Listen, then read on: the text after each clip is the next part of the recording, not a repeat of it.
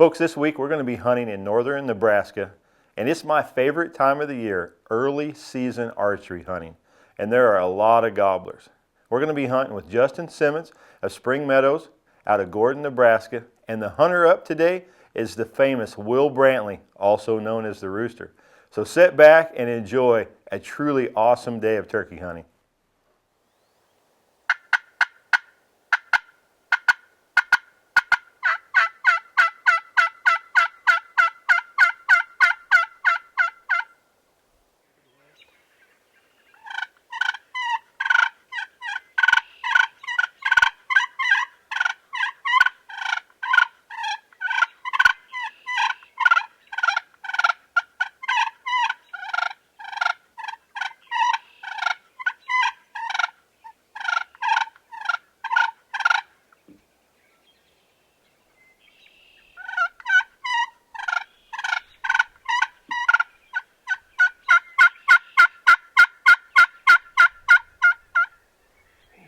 Jakes to come in here.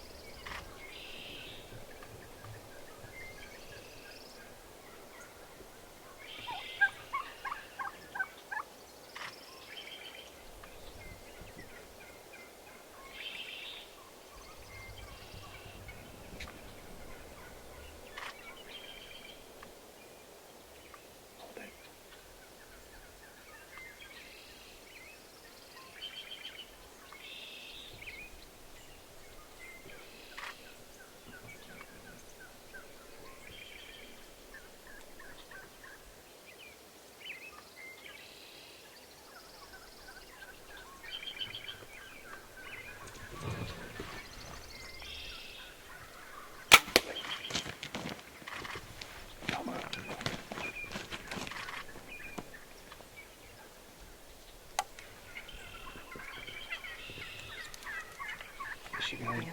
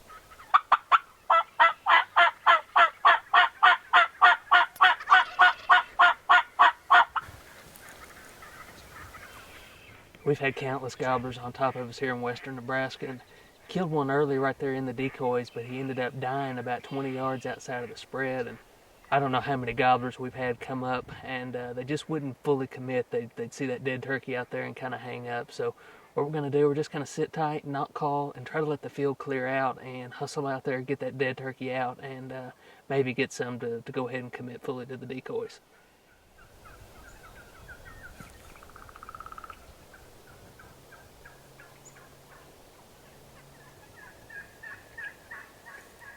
Alright, so we've been sitting here forever. Can't get these turkeys to leave the field. Every time we think they're going to leave, they turn around, they come back out to the middle. But we need to get our dead gobbler out of the field, so I'm going to try something crazy. I'm going to belly crawl out there, get Kelly's strutter decoy, crawl out there to my dead one and grab it, and then kind of bring the whole mess back. And I'm going to try not to get flogged by all these gobblers when they see that strutter decoy moving. And I'm going to be completely unarmed because I can't carry my bow and drag a turkey and all that. So we're going to try and see what happens.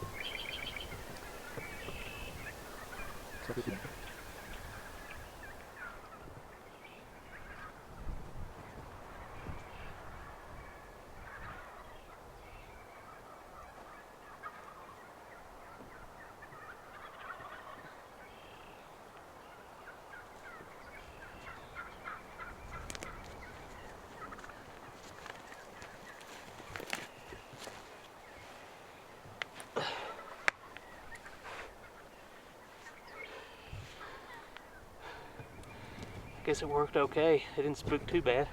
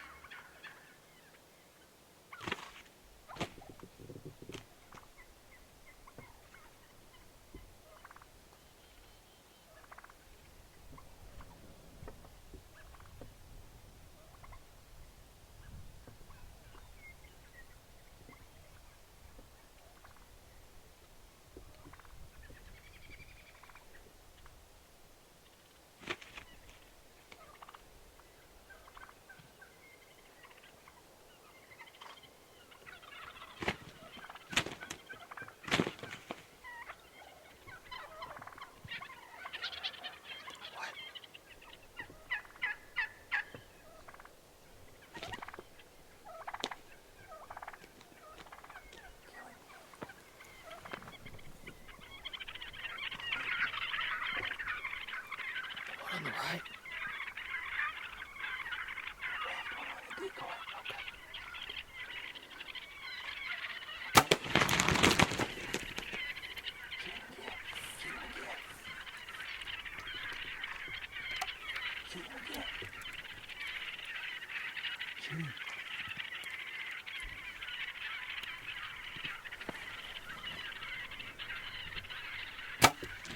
I missed him.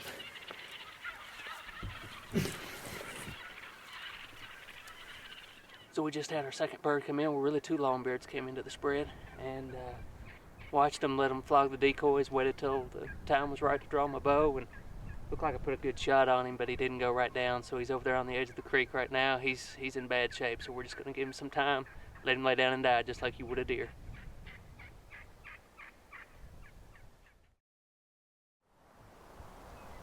All right, so we were turkey hunting in western Nebraska this morning, and you know, I've turkey hunted all over the country and killed a bunch of turkeys and had a lot of good times, but I don't know that I've ever had a morning quite like we had today. We had 100 turkeys in the field at least. We counted 23 strutters at one point. They were coming in and out of the decoys, gobbling like crazy. We just physically got tired of calling, and we were hunting with Justin Simmons with Spring Meadows, and you can see, you know, we killed some cool birds this morning. This one on my left, you know, kind of looks like a, you know, a really pure white fan Merriam's, and this one on my right is a hybrid. And it was just a heck of a good time. I do wish I would have shot a little bit better. Every arrow in my quiver ended up bloody and nasty, but you know, hey, the end result is we got both of our turkeys, didn't lose any of them, and I guess that's what counts. So probably the turkey hunt of a lifetime right there.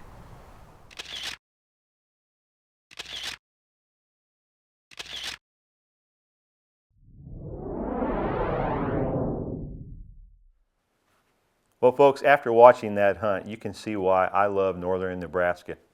There are a lot of turkeys in the early archery season. They're still in big flocks, and it gives you a good chance to check your calling, check your decoy setup, and learn a turkey's behavior, because you get a lot of time to watch them.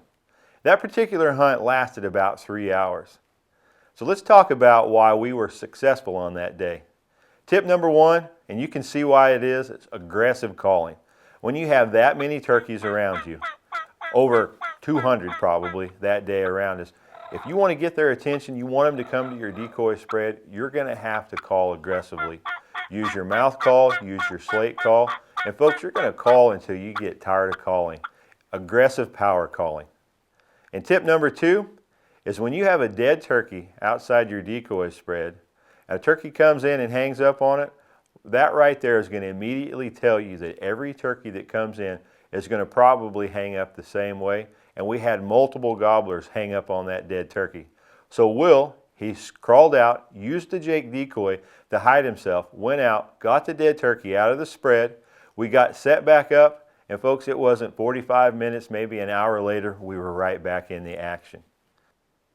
And tip number three is, when do you draw on a large flock of turkeys in your decoys? Well, folks, it's very simple. Only worry about the one that you're going to shoot. You got a big gobbler in, he's the one you want. You keep focused on him, completely disregard all the other turkeys. On that day, Will had a hen probably 3 or 4 steps from him. We had turkeys all around us on both sides, turkeys in the decoys. But when he made his decision to shoot, he focused on the turkey that he wanted to kill.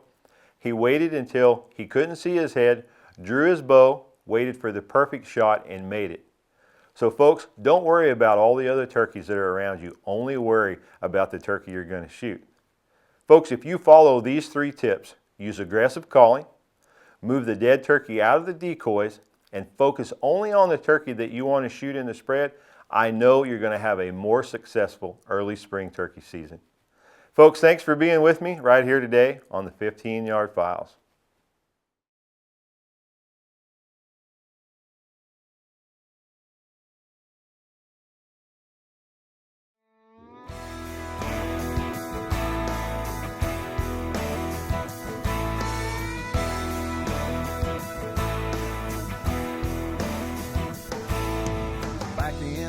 Where you can't see the forest for all the cottonwood trees. My little humble abode sits back in a hole where nothing don't bother me. And in the spring of the year when the big birds strut, you can bet I'm gonna call. I'll be hunting tom turkeys and eating deer jerky that we killed back in the fall.